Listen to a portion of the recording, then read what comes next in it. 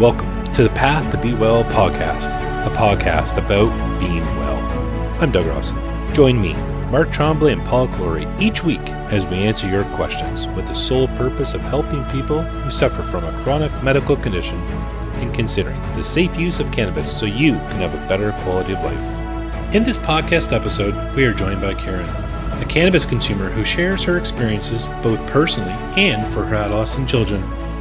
Karen comments how difficult and unmanageable things were becoming at home, and nearly at the end of their tether. Pre-legalization, Karen did a trial with cannabis, including medical oversight, and was over the moon with success, but kept the results to herself out of fear of stigma.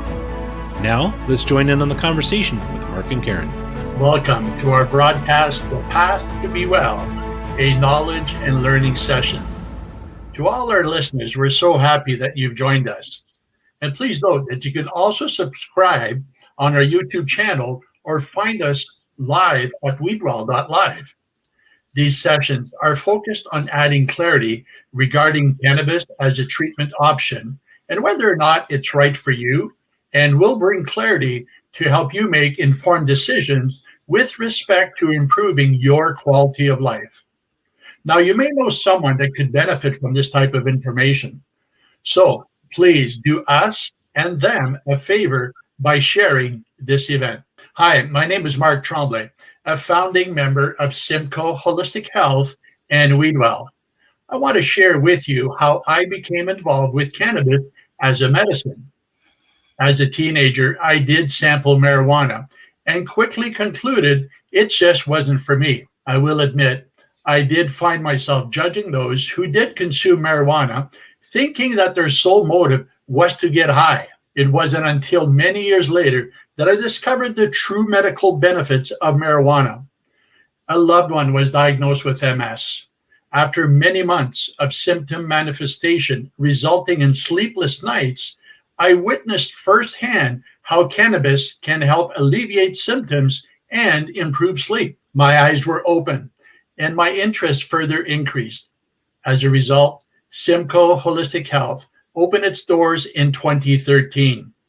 And since then, we have served nearly 6,000 patients ranging from ages 3 to 93. I have personally witnessed countless individuals and families experience improved quality of life. Having said that, I've also observed that cannabis treatment is simply not for everyone. And for that reason, I want to caution our listeners that cannabis treatment is not a one-size-fits-all.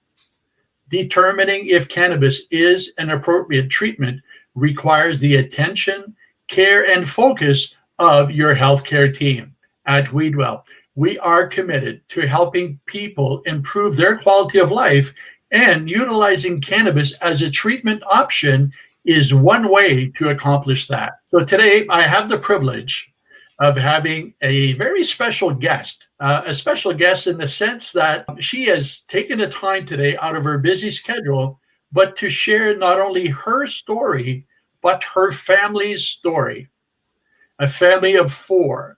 And I will say right up front that caring for someone in your household when you are in very good health is challenging enough. But when you try to accomplish the same thing and not feeling well yourself, I cannot imagine what that would be like.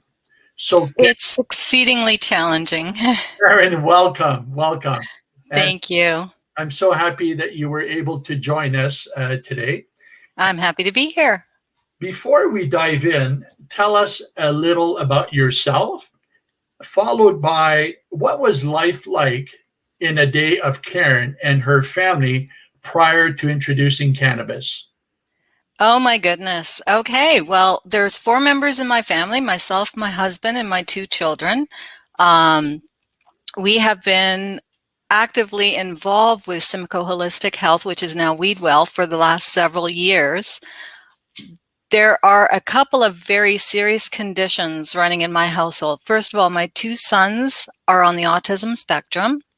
Myself, I was diagnosed several years ago with palindromic arthritis. For those that may not be familiar with that form of arthritis, it's an extremely painful and debilitating during a flare-up. The flare-ups can generally last about a week, and essentially you lose all mobility in your joint. So if it hits your wrist, you've lost that hand for about a week, and then going through a lot of pain, you can get back to work. So being a personal support worker in Barrie, I cannot afford to be away from my clients for a week at a time. So it became exceedingly problematic. And that's why I was seeking treatment. Now, for my children and my husband has diverticulitis, which he was diagnosed many years ago and suffered tremendously, because with diverticulitis, those are ticks in the colon. And what happens is if you eat something in your diet that may have like a pointy little seed, like a raspberry seed, that'll get lodged in one of the ticks and you will have an attack. And the only cure for that is a round of antibiotics. So this poor fella was on antibiotics like 3 or 4 times a year. And in my household, like when he was sick with that, he was completely bedridden for days. Myself with the palindromic arthritis, out for a week at a time. We had 2 children with autism who are very busy, nonstop. They needed 24/7 by 365 supervision. They couldn't be left alone for a millisecond. So when you factor all that in together, it makes for a pretty interesting time.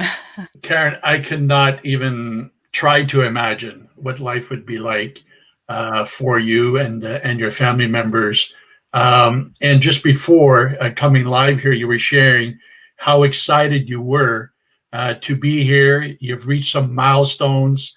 And being able to share that story for those listeners that might similarly, be struggling at home with more than one family member, and that might be considering cannabis, but is a little reluctant for their own reasons. So please keep on sharing.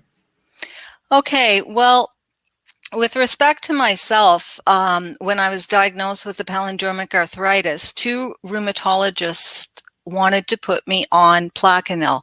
A lot of you would be familiar with it because its other name is hydroxychloroquine, which we've all heard about because of a famous president. However, when I started looking into the drug, I also have an ASD, which is an atrial septal defect, which is a small hole in the heart. This drug is known to cause atrial fibrillations, and the drug can also cause blindness, and I have severe myopia. So when I looked at the treatment plan and looked at my condition, I was very concerned. I thought nothing felt right about it. That's when I started looking for alternatives. So with doing research on the web and just word of mouth from people in the community, I started looking into cannabis as a potential treatment for my condition. And it's been highly successful. I was having about 3-4 flare-ups a year that would knock me down for approximately a week. Since starting on the CBDs, I have had 1 minor flare-up, maybe a year. And that minor flare-up is totally manageable, just with a little bit of THC. So I'm not showing up in the ER anymore by cab in the middle of the night, getting pumped full of opioids. That has all stopped. So my quality of life is so much better. It's so much better for me, my family, and the clients that I serve, because now I'm dependable. I'm there for them every day when they need me. So that was probably the hardest part, was being out for a week, knowing you cannot do anything to help the people that you're there to help. So Karen, you had struggled for a long, long time. You had tried various therapies, and you reached a point where you were looking for alternatives. How did you discover that cannabis might even be an option for you? Well, actually, it was through my husband, because my husband was the first to join Simcoe Holistic Health. As I stated, he was going through approximately 3 to 4 bouts of diverticulitis a year, very sick with it. And most of all, with him, it was the antibiotic use, because although antibiotics are great, they do what they're supposed to do, there's also a backlash with those. And being a bowel disorder, it just added to, because now we're concerned about the flora and fauna that exists in his colon. Is there enough left behind for him to be healthy? So you're always conscious about his levels of bifidobacterium and so on. You just don't want the bad stuff setting in, the anaerobes and the protozoa. So it's that tricky balance of trying to keep that flora and fauna in the gut healthy while you're having to take these massive doses of antibiotics. So it's almost like it works against one another. So he had looked into it, and he actually found a wheel on the web.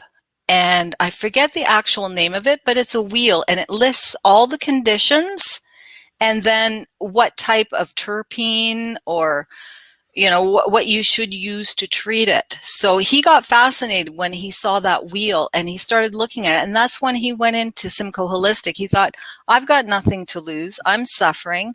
I'm missing work. I'm tired of being in pain all the time. So he went into Simcoe Holistic to talk to the good people there to see if they thought that cannabis oil could be an option for him. And of course it was, and it's been absolutely amazing. The several years now my husband's been on cannabis oils, he has had no attacks whatsoever. He gets some mild discomfort, but that's primarily from diet when he's being naughty and he's eaten something that he knows can cause him a little bit of pain. But he has not been on antibiotics, so it's been wonderful. Wow, Just so wonderful. Certainly huge success there. There was a tremendous amount of stigma associated with cannabis, a little bit different today as a result of it being accepted as recreational as well. So what was it like with maybe coworkers, family members, as far as the stigma back a few years ago for you and your family?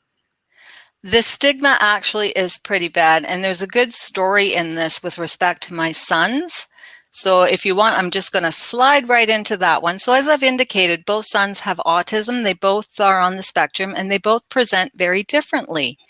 My first son, which is the one we're going to talk about, he presents not only with significant speech and language delays, but he has the aggression issue, which is just huge. When we talk about life before cannabis, I can tell you that I was getting called on average 2 to 3 times per week by the school. There was police involvement. He would throw anything from chairs to desks to pencils. Whatever was closest to him would get thrown. Obviously, when that type of behavior is happening, it's a major safety concern.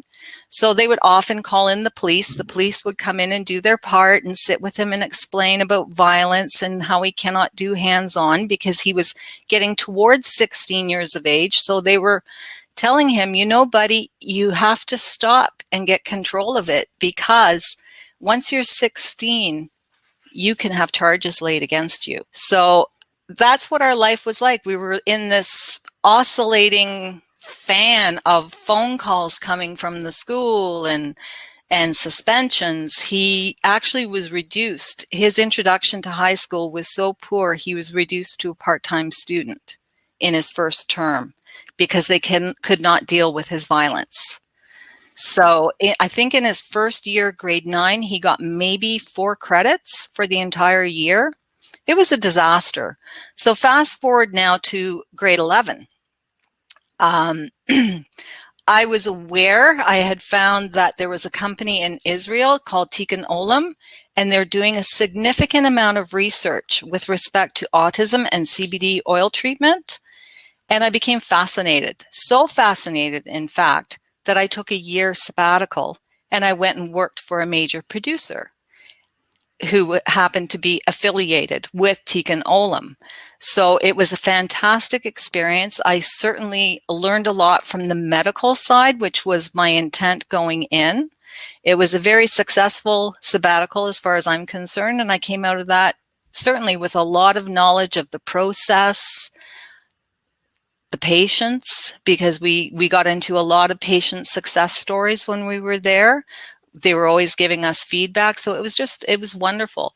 But when we're talking about son 1 with his aggression, we brought him in and Dr. Turman saw him. And even though my sons were pediatric at the time, he agreed to cautiously move forward with a treatment of CBD because we were at the end of our tether with the violence. He wasn't so much violent in the home as when he would get out into the community, because of course you cannot control the environment. And with autism, the smallest changes in your environment can set you on a 0 to 10 meltdown in seconds. And so that's the goal. That's what you're trying to avoid. So we got the prescription for son 1. And that morning, I administered his first dose and sent him to school. That night, that very same night, no lie, no exaggeration, I received a call from the vice principal of his high school saying, "Karen, what did you do?" And I was like, "What do you mean? What did I do?" "Your son, he is so different." I'm like, "Really?" Now, when you talk about stigma, this is where the stigma came in, because this was pre-legalization. I, of course, was thrilled over the moon, but I didn't feel at that time ready to divulge to the school that he was on cannabis oil treatment, because I didn't want any sort of stigma to stick to him. I didn't want, he was already had extra eyes on him irregardless. I didn't want to put an even brighter spotlight on him, because I wanted everything to be able just to settle down and let him get settled into active learning, which is exactly what happened. His grades went up. It was just astonishing.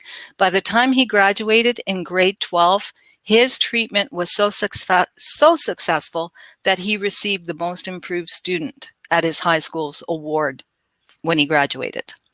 So, I mean, just amazing. The change in him was probably the most remarkable and the most wonderful thing I've ever seen. To take a child who was so violent, that had so many interactions with the police, and take him out of that to where all of a sudden my life changed. My phone went dormant. I was not getting the calls from the high school, and it was getting kind of lonely. And then my phone started ringing again in the evening, and I would pick it up and it would be a random teacher. And they would go off into a tirade about how wonderful my son was and what a joy he was to have in the classroom. And I'm like, you cannot be talking about my child. But sure enough, they were. That's how big the difference was. Wow. To see the changes and the impact at home is gratifying enough. But then when you're hearing from those at school calling you to express that, that would be very gratifying, to say the least. Oh my goodness. And I cannot thank Dr. Turman enough for putting his reputation and everything on the line to go with the pediatric prescription, because again, we have to go back a few years. This was pre-legalization. So at that point, he had his medical license out there and he's like, nope, they're pediatric, but we're going to do this. So I cannot thank him enough. I mean, he changed our lives. Cannabis oil has changed our lives. The support from everybody at Weedwell has changed our lives for the better. So Karen, that was son number 1. That was son number 2. Oh, number 2. No, that was number 1. You want to talk about number 2? Yeah, please. Okay. Son number 2 is so different from son number 1. Son number 2 is an easygoing guy in the sense that he has no violence or no aggression whatsoever. He will take everything and just roll with it. Now, what he does have is he has even more serious speech and language delays. He did not call me mom until he was 5 years old. 5, and for a mom, that's agonizing. Waiting 5 years to hear your child call you mom. I don't even have a good enough adjective to describe that, because it's like torture. He has severe stimming. His stimming is mainly in the form of running. So he will running and pacing. But the big item with him is he's got the guttural intonations. So he will always be going, It's like from the gut. He just utters from the gut, and it's nonstop. He sounds like sort of like an engine trying to rev up. So when he started with the CBDs, what we noticed instantly with him is over time, those guttural sounds have gone away. Not 100% yet, but it's definitely down by, I'd say, 75%, the utterances.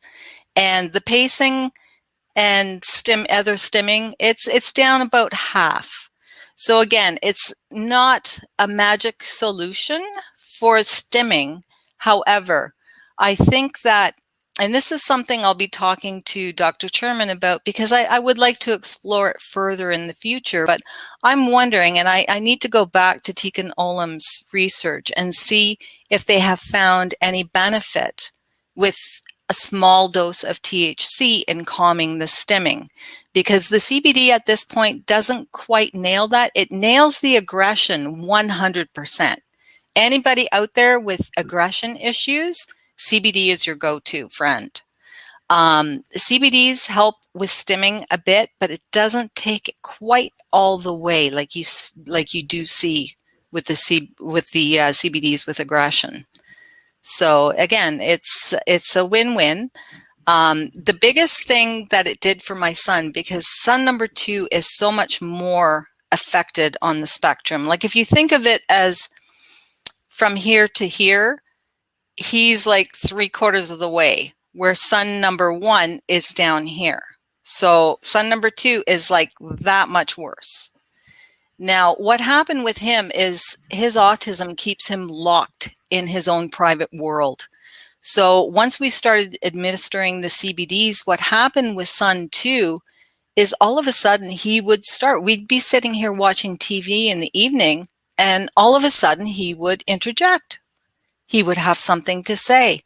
And this grew and grew over time. And what we find now, and this is the magic bullet with him, is that it brought him out of his shell.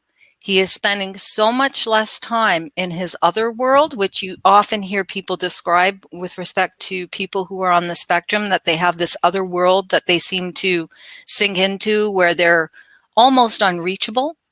That has brought him out. He's here with us now.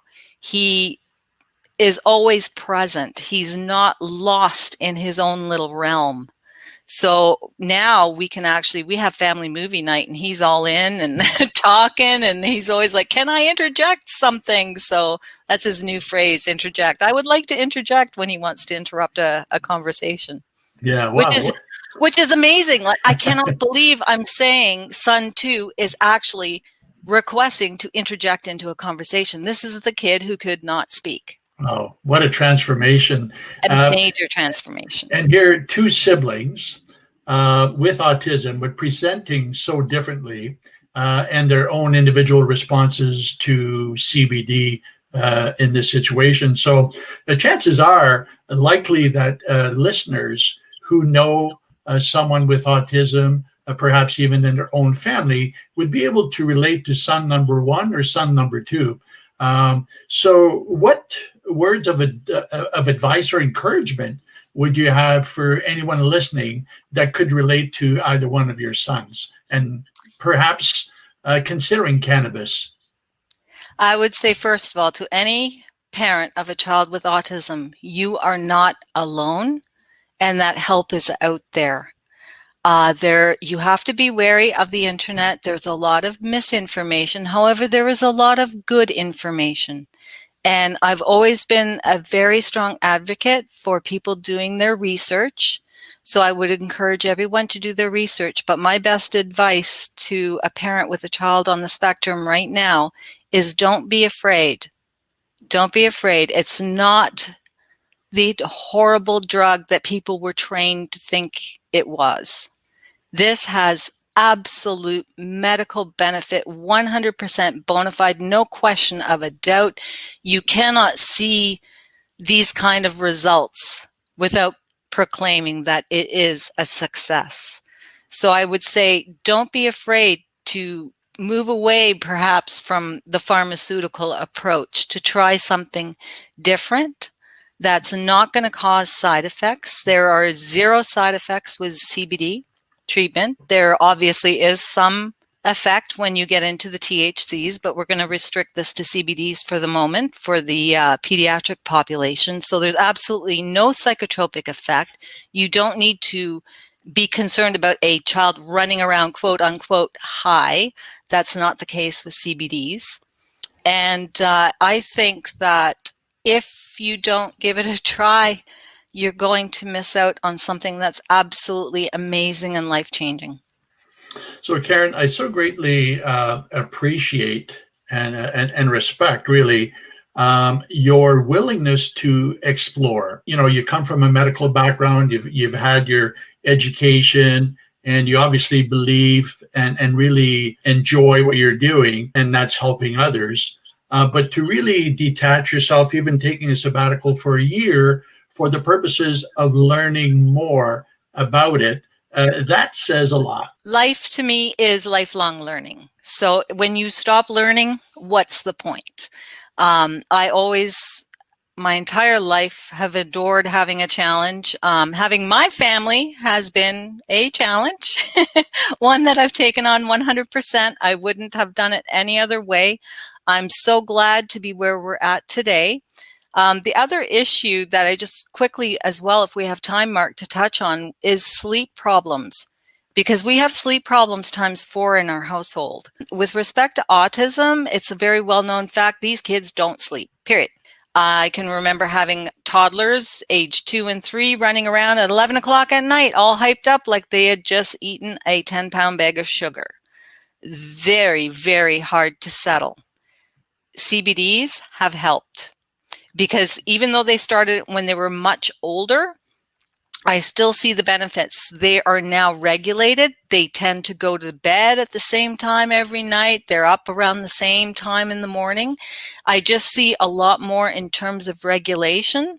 Now, for my husband and I, we do the THC oils at night just before bed. And before I was having a lot of problems sleeping. It changed for me a couple years ago, where all of a sudden I found myself waking up for absolutely no reason 3 or 4 times during the night, and always with the racing thoughts. And I used to have problems getting to sleep because of the racing thoughts, because of course I'm rehashing my day 10 times in my head before I can actually get to sleep. So what the THC does for me is I take it immediately before bed, and I find I'm gone under in 2-3 minutes. No more of this lying there percolating on the day for hours on end.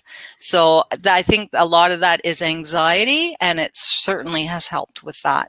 So getting a lot better quality sleep, which makes for a lot better quality life, better eating habits, it all folds in together.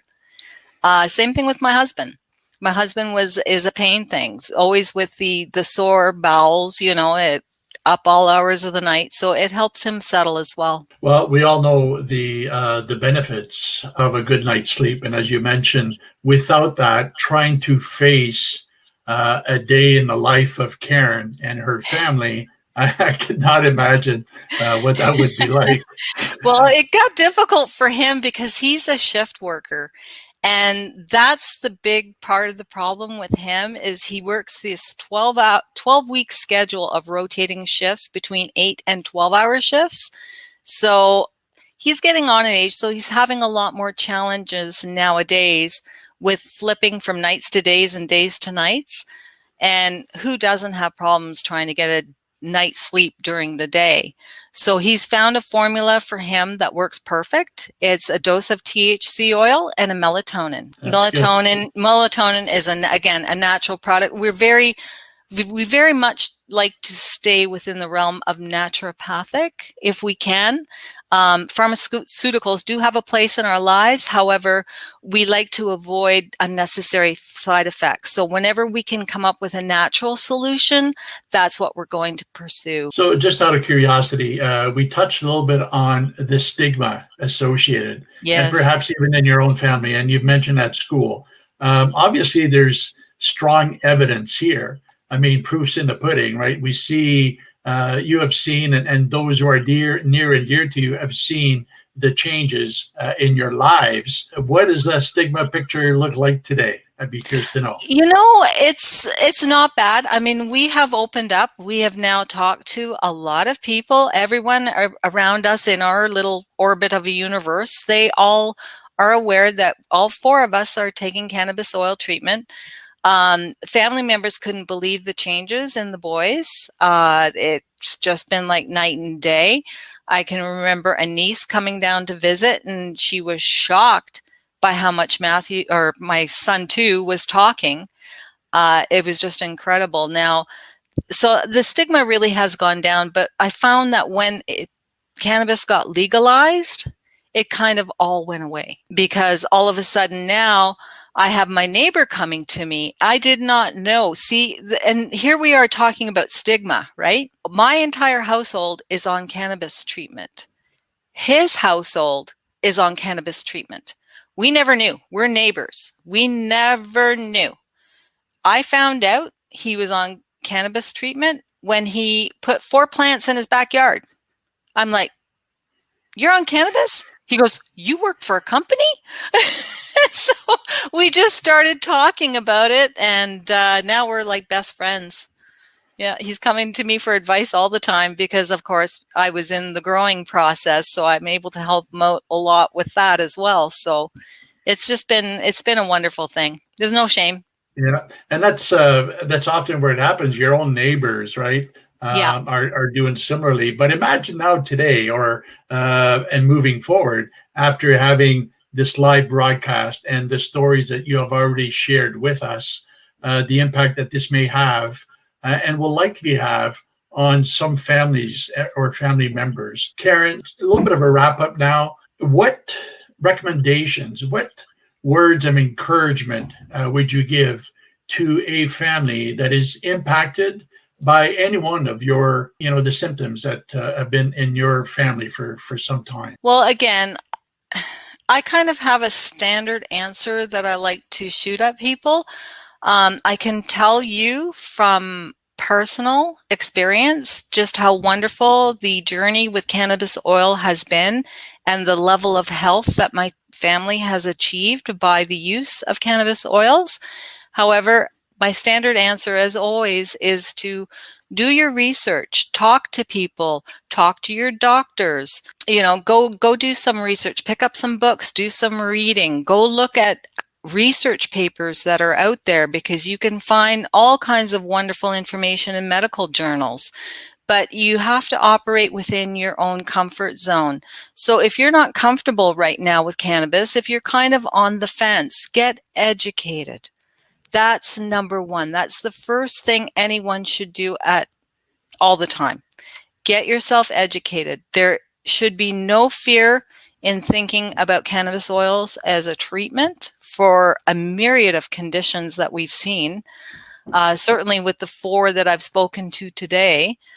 But have hope, and do your research, get yourself into that comfort zone if you're kind of on the fence right now. So be an advocate for your own health or the health of one of your family members is what I'm hearing. Yes, absolutely. Absolutely. So Karen, I've heard, from you really 4 individual stories, your husband, your 2 boys, and yours. Unless I missed something, everything has been 100% positive. Is there something that is maybe not as positive along that same journey? I suspect there is. I'd love to hear about it, and our listeners would love to hear about it, because it's all about education. There's a pitfall. There's a pitfall, I can tell you. But I'm going to just share with you one minor, brief success story. My mother-in-law, we got her on cannabis CBD treatment. She's 80 years old, bless her soul.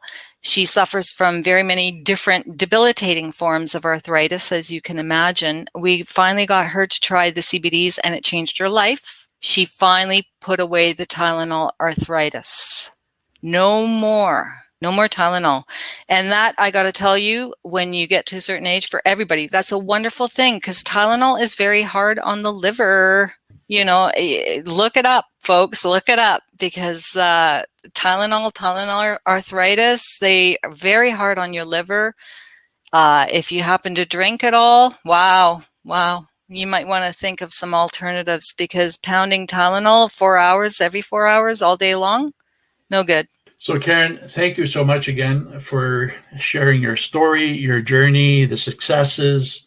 You wanted the pitfall. You're after the pitfall. I was going to let go of it, actually, but okay, no, I'm going to give you your pitfall, because you're going to love this one. Okay. I'd have to say a pitfall, especially there is no downside at all to CBDs. Okay, CBDs is a class on its own. There is no downfall. You cannot go wrong. You can never overdose. It has zero psychotropic effect. So put the CBDs to the side. Your pitfalls are going to come with THC. So if you just happen to don't have your dosing right, you may find yourself a little happier than normal. On a Friday night after a long week at work, that may not be an undesirable thing.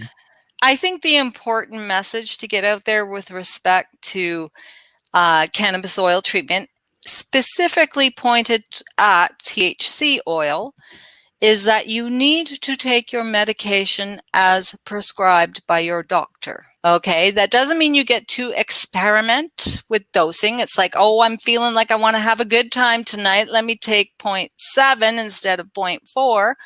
You're not going to do that. You're not going to do that. No, Don't do it. It's a pitfall. It's a pitfall. You'll lose the rest of your night. You will sit in your chair and not do anything. It's not fun. So, Karen, thank you again. Closing parting comments for anyone listening. In closing, basically, all I have is to thank Weedwell and Dr. Cherman for his visionary outlook in medicine. I think he'll be thrilled to hear that, because he is a visionary when it comes to medicine. Not every medical doctor has chosen to travel down the road he is traversing, and we have to understand and respect his reasons for doing so. Everyone is concerned about the opioid crisis and wants it to end. This is one way that will do that. It's non-addictive and it does the job.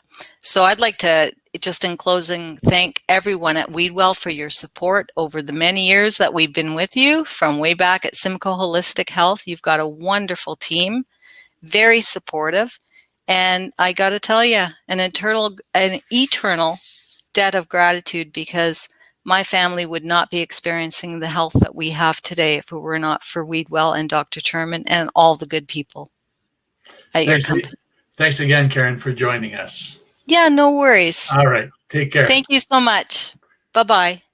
Bye-bye. So I'd like to remind our audience as we close here that the information sessions are intended for individuals who are in generally good health, are generally well-adjusted, and are functioning effectively. These information sessions do not involve the diagnosis or treatment of any medical or mental disorders, and does not prevent, cure, or treat any mental disorders or medical disease. Further, these sessions are not a substitute for therapy, counseling, psychoanalysis, medical treatment, substance abuse treatment, or the advice or services of a medical professional.